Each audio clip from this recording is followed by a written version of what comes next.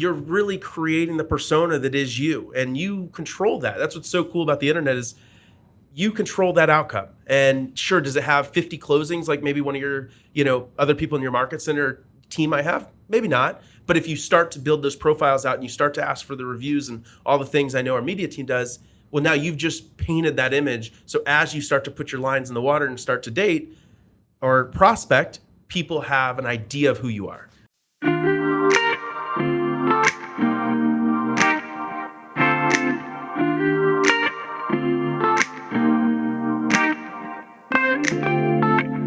Welcome to the Whissel Way Podcast. I am your host, Bryan Koci, Director of Marketing here at Whissel Realty Group, and I am joined by our COO, our integrator in the company, Chris VanderValk. Thanks for having me. Thanks for being here. Chris, you haven't been on the podcast yet. Go ahead and give our listeners a little bit about who you are and what you do here at Whissel. Well, for that reason, I'm the guy behind the scenes at Whissel. My job is basically orchestrate the leadership team. So that way the visionary, which is Kyle here, all the ideas in his head get put into the company, but not all of them, all the good ones and the ones that are actually deployable, that work with everything that we're working on in the business. You're the filter. Yeah, I would say that. Filter up and down, making sure the right issues get to the top and that the right feedback loops get to the rest of the team that's actually doing the day-to-day. And what's really cool about your position and you is it's something we've been lacking for a long, long time, is having someone to tell Kyle, yeah, that's fun, but we're not doing that. That doesn't align with our goals. That doesn't align with our vision. So for a long time, we were kind of bouncing, penduluming.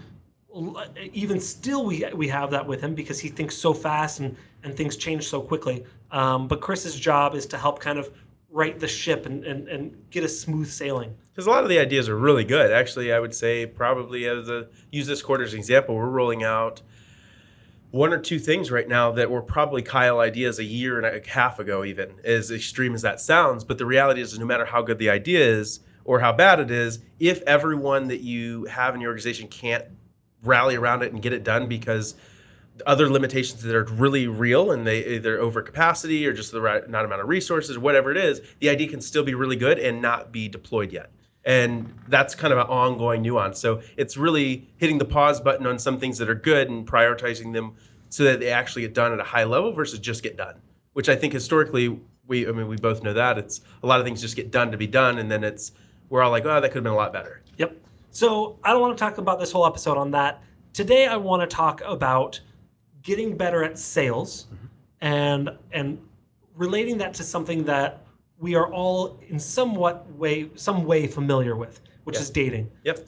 And so if you want to become a better salesperson, this episode is going to be great for you. If you want to get better at dating, I don't know if you should take this exact advice, but I think you'll see the parallels. Maybe you're a great salesperson, but a great date or a horrible dater. You'll find some parallels that hopefully you can switch the other way. So before we get into that, if you guys like this content, if you guys want more of this content, go to thewhisselway.com. This is where our website that has all of our information about our Facebook group, our YouTube channel, our podcast. It's where you can ask a question that we'll answer here on the show. You can join our referral network to where as people leave out of San Diego, they need a place to go. We need a trusted resource. You can join that there. You can also learn more about our Media Mayor Mastermind. This is our video course that Kyle and I have spent hours and hours and hours on, talking about the years and years and years that we've been working together, things that we're working on in our business now, things that we've done in the past, and a step-by-step process on exactly how to do that. So for more information about that, go to thewhisselway.com. And as always, if you like it, share this information, subscribe, give us a comment, let us know what you're thinking. And finally, please, if you could, just like you ask, hopefully more and more and more for your clients to review you on your favorite websites, if you can review us, get some good karma in the world, hopefully your clients will give you reviews as well about what you thought about this episode or about the podcast so we can continue to make it and more people can hear about it. That was a lot. Kyle usually does that. I'd say you didn't even follow a script there. I would need some bullet points. We've had a few of these episodes, so we're getting there. So Chris, I want you to let's start from the beginning. How is sales and dating the exact same thing? Yeah, I like to use it, and it's funny, I didn't realize how much I used it until I was coaching ISAs, Rachel and Nick here at the office. It used to be just the three of us, and I found myself gravitating towards, I mean, we're all at that time, 24, 25-year-olds, like Nick a little bit older, but it's like, what do we all understand? What's the common denominator? Everyone pretty much has gone through dating in their life. It just is. So I think and even if there's a lot of people that have been together like I've been with my wife for a long, long time. But you dated her. Yeah. But still. You went on bad dates, you went on good dates. Yeah. Everyone can relate to it. It's a human an experience that we all have. So I try to come to a common denominator when explaining something. I'm an analogy-based person. So I found myself always using that example to drive home points that I was trying to make. And so I really started to think about it. I was like, okay, we could do the same thing to help our agents better explain. And I think that we've done a little bit more about that. Just starting with, you're really the beginning. Like, how does it relate? I mean, let's use internet dating in the modern world as a comparable example. I actually want to go back to like prehistoric dating from caveman. You might have to call Kyle in for that one. He's got a little age on me. Jason Hall, maybe?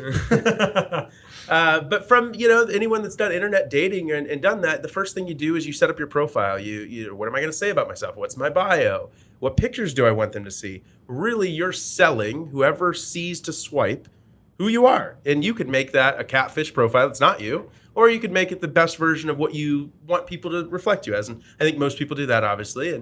And so that's no different than real estate. Whether you're buying internet leads, you have Sphere, it's your grandma's friend that's going to look you up. They're all going to do their research before talking to you or at some point around talking to you. See, who are you? Who's Brian, the agent? Okay, so let's get specific here. Yeah. So dating, cool. Tinder or Bumble or WhatsApp. That's not true. Right? That's very clear where you put your profile photo and your about you. How do you do it for an agent? Yeah, it's the same thing. So like go through Zillow.com, Realtor.com, Homes.com. Just go to you don't have to pay for them, but they all expect you to have a profile. So if you're not on a team, most teams will do that. I know you handle that and the media team handles that for us. But if you don't have a team and you're just a solo agent out there, they're going to look you up. And they're probably not going to look you up on Facebook. They're probably not, that's probably one of the last places. Truly, they're going to look up, they're thinking of you as a business professional. Where do I go to look for business professionals? I go to Google. And then once you go to start there, well, Realtor.com, Zillow.com, all those websites index with SEO naturally with real estate. So if I had to choose one based on my experience, I think Zillow's fantastic. But if I had to choose only one that I would set up a profile on, I would choose Realtor.com. Because when I'm looking for someone, and I do this, if you guys sign up for something and you don't give me your phone number, I'm going to look you up and I'm going to look John Smith Realtor. The first link 100% of the time is Realtor.com. So it's total tangent. I don't even want to get into it, but for a long time, I've always, when I had an ISA team, I always loved Realtor.com leads more than Zillow.com leads because the people that were searching on Realtor.com, the way they aggregated was for the exact same reason, reverse engineered. They were looking for a person, not a house. So when we were speed to lead on those leads, the conversion rate was actually a lot better than Zillow.com for that reason, is the intent of how they got to Realtor.com was for the same reason you just said. Makes sense. But okay, so Realtors, Trulia,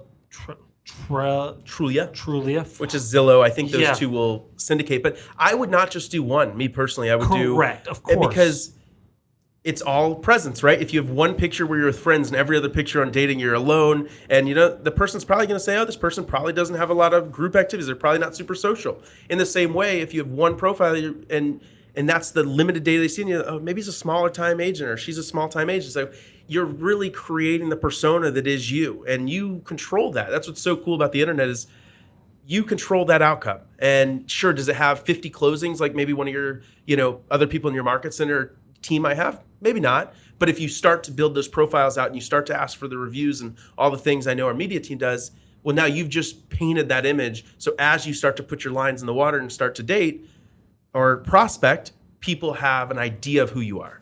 I would add 3 more to that before we move on to that. One, I know you said I wouldn't worry about it, but I would. Facebook is... I agree. I would just do it later to the... Correct. I think the main sites would be my first priority. Depending on your demographic or where you're getting leads, I would definitely hit Instagram heavy. Yep. Because and then make it to where it's easy to search you. You don't make yourself like Mr. San Diego 4233. Like, put your name there. And use the same name across all platforms. Your LinkedIn, for me, my last name's really long. And so for a long time, I just did Chris Richard. And it was just something easier to, VanderValk's very unique. So I was I did that for all my real estate stuff for a long time. I just used a quick little thing. And then, but that was taken. So I did like underscore, but Instagram, Facebook, all socials were exactly the same. Don't make it hard for people. The last thing I would say, which I think is actually really important, but probably the hardest, is YouTube. Because, like you said, people are going to Google you. Google owns YouTube. When you search someone's, like I did this the other day, I did a test for someone. I searched up one of our agents' name. It showed Realtor.com and then 4 YouTube videos that we did for him. Yep. And I was like, if you That's want, the masterclass version. that's beautiful. But anyways, okay. So set up your profile. Make sure, we talked about this a little bit off camera, but make sure that your message is consistent with the audience that you want. So if you want, and with yourself. Correct, true, because right? you're going to talk to them later, and if you juxtapose or contradict what they expected you to be and what you are when you actually communicate, you're going to break rapport. So I personally don't talk politics at all. I think that's not a smart move for me. Some people want to, and as long as you know, hey, if I go all the way right, people on the left are going to hate me, and I'm fine with that. Cool, let's go. But make sure that you know everything you post publicly, people are going to judge you on. So be aware of that. Okay, so sales is dating. Set up your profile. We got that covered. They know what to do. Literally just type in realtors and then find all the websites that come up on Google. Make a thing on each one. Good to go. And you'll start getting organic leads from some of these. That's what's funny. And we do here, we're not running our business off of these, but all these little random sites that we've set up profiles and we play to their game, a lot of them are referral sites as well that'll just start sending you referrals. So it's a win-win there. But after you get the profile, keep it on the dating theme. Well, now it's time to start looking for matches, right? In real estate, we call it prospecting. And I think the last part is just swiping. Swiping. But I think this is the biggest takeaway from this episode that I really want everyone to have is that our strategy for dating, if we did the same for dating as we do for prospecting at most people, we would have very little success dating. Very, very little. Maybe that's why so many people have very little success prospecting. Yeah, and maybe that's happening in both elements, but I think if you can create laughs with people and people can see the mirror of what they're doing, I think it's really easy to say maybe this isn't the best behavior. And that's really what I want the takeaway of this to be. And I'm going to infer what you're talking about based on, but the big thing is going for the close too early, right? Absolutely. Or showing that all I'm here for is the close. So if you go to dating and you go to the bar and you say, "Hi, want to have sex?" No. "Hi, want to have sex?" No, you're not walking out with, and if you are, maybe you don't want the result you're going to get. You'll get something in the. Might get a bill in the mail. It's not going to go the way you think it is. And so in the same way, or even in the thing, if you're on a Tinder profile or whatever, if you said, "Hey, hi, hey, how are you? Hey," with no responses, continuously with no value, no interesting thing about you, zero substance, I can guarantee you, you're probably not getting a lot of responses. And I think people prospect a lot of the same way. We call. Hey, I'm calling just to check in. You made a registry. Hey, I'm checking in on you. Hey, I'm checking in. It's like, I don't know you. I'm grown. Yeah. Like, why are you checking on me? Like, I know what I'm doing. I'm grown. And so I think people don't ever look at that in that way. They're just like, oh, I bought this lead, so I have a right to do all this to them to try to help them. And I don't know that we always are really thinking to ourselves, man, I'm really calling them to help them today. Yeah. Or I'm really calling them to make sure that they see that I'm the solution. When I prospected all the time, I had a mantra every day. And I had to convince myself every day. And I remember that if they don't work with me, and I was working expired, canceled FSBOs, but if they don't work with myself and our team, they're going to fail. Like I knew that we were their best solution. I just believed that. And so when I called, my job was to convince them of my belief system. And I had to do that tactfully. If I came on too strong, I'd scare, like, why are you so confident about that? You just want me to do what you want to do. So there's an art to that. And in the same way, if you're dating, you're not asking for the close. You're saying, hey, let me get to know you a little bit. Let me compliment what I know about you with stuff about me. And it's an exchange. It's a symphony. Same way as prospecting, if you do it right. And so we've talked about, Kyle's notorious for, not notorious is a bad word, but he's talked about his buy or die plan. We've talked about war dialing. Big shout out for Lisa Chinati. Someone also, by the way, called me and they were a real estate agent. And I'm like, hello. And I'm like, this motherfucker war dialed me. So how do we do some of these things? And some of them are outdated, right? Our buy or die plan is outdated. So if you watch that from 7 years ago, may not be the most accurate information for today's market. I would say also self-awareness, I think, is I just think self-awareness and being more I think all that stuff is on the rise in culture. I think it's more people are held to a higher standard of tactics, I think, as time has gone on. So 7 years ago, I think a lot of that was the way to do it. And at the end of the day, people are like, oh, I respect that. But I think people are a lot more conscious or want to be considered, when you're doing these efforts. So I think it's both. I think if you still do the same frequency, just make sure when they do answer, I'm just calling to check in because you made a registry and you really offered nothing. It's just, I'm calling because I want your business. So we know, don't go in for the close too early, right? Provide value, build rapport are things that I'm hearing you say. Right? Because when you're dating on the app, swipe. I mean, the only way you're going to yield is if you swipe. So throwing, and if you're trying to get matches and trying to spark up conversations, naturally everyone on there also has 200 other people, 300 other people, whatever in the month that they've swiped. So keep in mind, I think it's so important for the person prospecting is you're not the only one. Same in the dating world. Everyone has a right to figure out who they want to date and who they want to be with, and they're probably doing the same thing you are. So in the same way in real estate, if you just come in so dry, just I'm following up to get your business, like they register on Zillow.com, Realtor.com, HomeSnap, HomeLight, et cetera, and then they sold it to multiple agents. We're all calling for the same thing. Acknowledge that they have a right to choose, and you offer no value by just doing the call because you bought the data. So how do you get them to choose? I wrote a word that, it's funny because my mom used to say, how do you get from going from, hey, I'm one of the agents that has your data to, hey, we're going steady, right? We're exclusive. You're my boyfriend, I'm your girlfriend, that type of thing. How do we go from we're dating around to we're exclusive, and how is that? They choose. I think that's the thing that I think we forget when we're doing it is you can't will it to happening. And if you try too hard to will something into happening, in this world, it typically scares people off. Dating world, yeah. And people are people. There's no difference. If you come too heavy with and it's not their decision along that journey, they're going to start not answering your phone calls. And I think everyone that listens to this can relate, and they've had a great proportion of their leads stop answering the phone after they've initially connected. It happens. It's just real. And I think it's funny when we talk about self-awareness, because I think a good number of people, the term is getting ghosted, right? Yeah.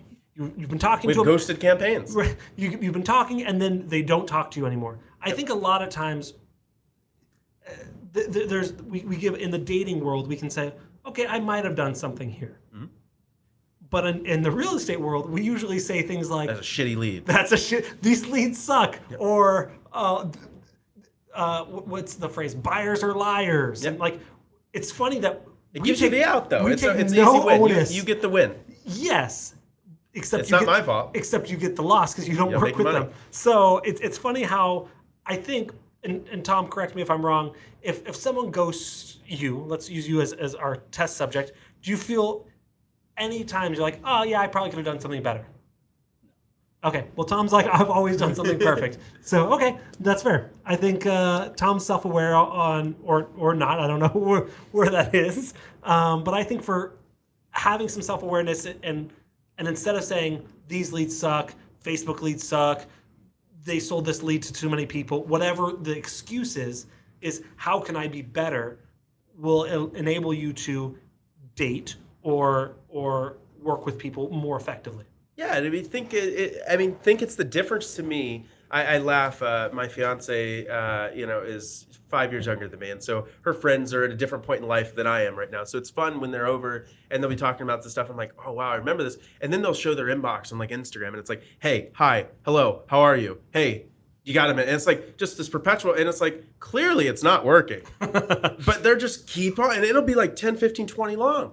And then I sit there, and that's the way my brain works, and I'm like, we do this. We don't change our medium. We keep texting or we keep calling or we don't offer any quality difference in what we're saying. It's literally as simple as a hey.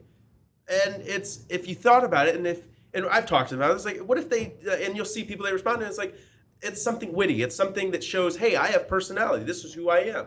Imagine if we do the same thing. And when we do, typically it's over the phone once we connect and they make us feel comfortable. But I think we don't do enough to make sure that the other person feels comfortable with us. And I think when you do that, and that's your focus versus what do I need? I need another appointment. I need another sale. And you really focus on, I just want them to like me. I used to tell the ISAs all the time, this is where I would do the data thing. I was like, my only goal when I'm prospecting is that they'll answer the phone again. That's it. Like, quite literally it. Because I know that the first call, second call, third call, fourth call, fifth call are not transacting. I just believe that. I know that the data says, I mean, you can go back as far as you want, any Harvard Business Review, any of those statistics about how much follow-up you have to do, they all say it's 8 to 15. I'm not smart enough to have to reinvent the wheel, and I don't think I could do it better. So for that reason, I'm like, okay, my first 8 calls are just, I hope you answer my phone again. And then that reframes my mind to go, that's my only goal here. I don't have to close. I don't have to come too hard. All I have to do is make sure that we go, in this world, on another date. Because if we go on enough dates, we're gonna have this thing, and it's gonna, to answer your other question, it's gonna happen. Yeah. Yeah, so I'm glad I was going to bring it back there, but exactly, right?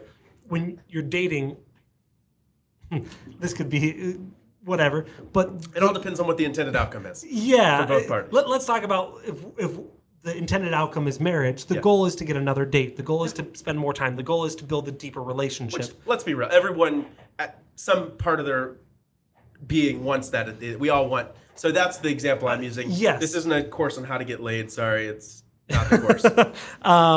For that website, you can go to... I'm just kidding. I don't have a course for that. And so same thing is the goal is... And we could even say the goal in real estate wouldn't even be to buy or sell with you. The goal, the long-term goal, is to build a client, a short friend... and long-term. For life. Hey, when they need help because they need a new gardener, hit me up. When they need information about... electrical, hit me up. When they're ready to buy or sell, they're going to do it again and again and again. People destroy their databases trying to get transactions. And I used to always say, is again, I don't really coach agents or ISAs anymore. It's not really my role. But when I did, I always just say, people do, and they try to convince me the tactic of willing it into existence. And this is someone from the called, expired, canceled FSBOs that's what I did. And they would try to convince me that, and my only thing I said, unless you plan on, I don't know who I stole this from, someone told me this at one point, and I was like, I like that. I'm going to just believe that for the rest of my days in sales. But unless you plan on not being in real estate in a year or two, then do it your way. That's great. But if you plan to not jump ship and be in a different industry, stop playing the short game. It doesn't make any sense. It's funny. I've told Kyle, agents that we've had in our office, and I said, they're not going to be here. And he goes, how do you know? He goes, they're a great agent. And I said, because it's short term. They want to close deals. They want to make some money. And I think every agent I've said that on has left our team. And I would say a majority of them have left left real estate as a whole. Which the statistics in that are, I mean, again, not to try to go super data crazy, but I mean, I don't even know the number. It's an insane amount of people wash out in their first year or two. But I think 87% within the first 5 years. It's crazy. So, okay, I think we got a lot there. Before we go into our Whissel widget of the week, I want to ask you one more time, if you got information, got value from here, if you know an agent maybe that's super salesy and needs to kind of pump their brakes, if they're on your team, if they're your team leader, if they're the agent on the other side of a transaction, or maybe they're the ones that, maybe it's the agent that represented your sister when she moved to Nebraska, I don't know. Maybe send them this video as maybe not like with a wink face, like this is you, but like, hey, this is super cool. This is maybe right. Or if you got, maybe share this with your team of like, hey, this is the way to go about it. If you believe it, if you don't, then don't share it. That's cool. But also if you could leave us a review, we would love that. Just like the high that you get off of getting a review when your client says, I worked with them, they're fantastic, I would definitely recommend them again. We love that high as well. TheWhisselWay.com is where you can get all this cool information. Like I said, Facebook group, YouTube channel, which we're putting a ton more on. All of that is on TheWhisselWay.com.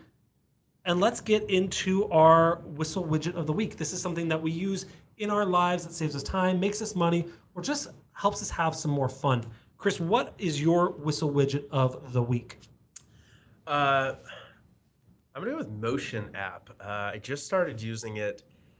I'm very techie, so I test drive a lot of different stuff just for it's probably, I would consider it a hobby at this point. By the time this airs, he's like, I hate that app. It's Chinese 3 instead. I'm really I'm that flexible, but I've used it for about a month and a half now after I lost my assistant. he's working on other things in the company now. And so task prioritization, I've gotten pretty good at working with assistant on. And I was like, oh my gosh, now I have to build my calendar. I have to do all this. And so I started using Motion app. I think it's motion.app or something like that. But it uses AI based on my input. And I can basically prioritize and say, here's the fixed due date, or it doesn't have one. And then I measure as a low priority, high priority, mid priority. And I basically tell a set of rules. And then as I have one-on-one meetings or whatever, it prioritizes, obviously those are fixed time meetings. And then it builds in all my tasks and projects in for me into my calendar, breaking them into sub-projects, all of that with the AI. So that way I just plug in. I always joke, I'm kind of dumb. I try to create as much structure as I can. It makes me a lot smarter than I really am. So I like to plug in and just be disciplined. And otherwise, I'm kind of all over. So for me, it allows me to look at my calendar every day, and it tells me I'm going to build my rocks today. I'm going to fill out my VTO. I'm going to do a podcast because that's a fixed meeting. And then if something happens, like Brian's like, oh, I have to cancel this podcast today, I would have hit delete on my calendar. You would have canceled the event, and Motion app would have automatically readjusted my schedule, put another project in that time slot that is flexible in that time based on the priority. Done. I don't have to think about anything. I like that. Is it free? Does it cost money? It's not. It's probably overpriced, to be honest, but I didn't want to train a new assistant yet, and I was trying to use a VA for my assistant, and I was like, I have to train them how to use something that's not their own. I don't want them to build a process. It's hard to integrate a assistant if you don't have the playbook written for them. Yep. Whether they're in the Philippines or they're US based, doesn't matter. So I think it's on the higher side. It's probably like $17 a month or something like that, which I think for a additional app like that does something that something already else does, like a Google Calendar, it's kind of expensive in my head, but to me it's worth it so far. I like it. I mean, $17 a month for, even if you have someone in the Philippines, you're not getting someone for $17 a month. So Correct. Cool. What I'm going to talk about is something we're going to be integrating into our company. It seems like a lot of my widgets now are things that we're going to be using because I've already used all the stuff that I do use. I think in the last 2 years, we've really focused on culture, making this a fun place to be, something that people want to be at, especially with COVID. How do we get that camaraderie? How do we get that feeling? How do we get in, and how good we're getting with technology? How do we get people to want to come into the office? How do we want people to say, this is my spot and I need to come here, versus I'll just watch it on Zoom, I'll get the replay, whatever. And this is something, it's called different things in our leadership team. Rachel Chu, our director of inside sales, calls this a cash centrifuge. Kyle Whissel calls this the cash cube. But this is the thing. How I first experienced it.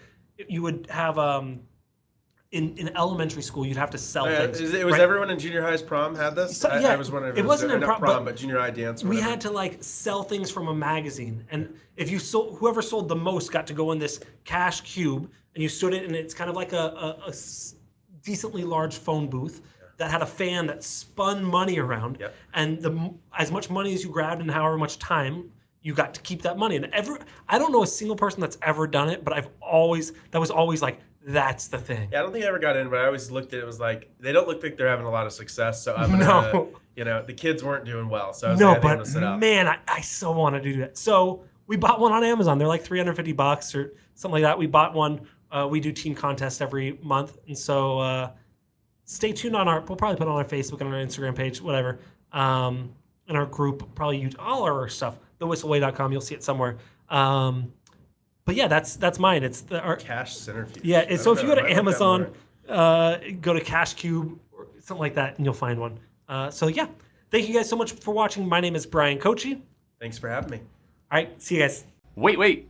Before you leave, I want to share some more tips and tricks that we're using in our business to take it to that next level. Just click right here. And don't forget to subscribe. Click right here.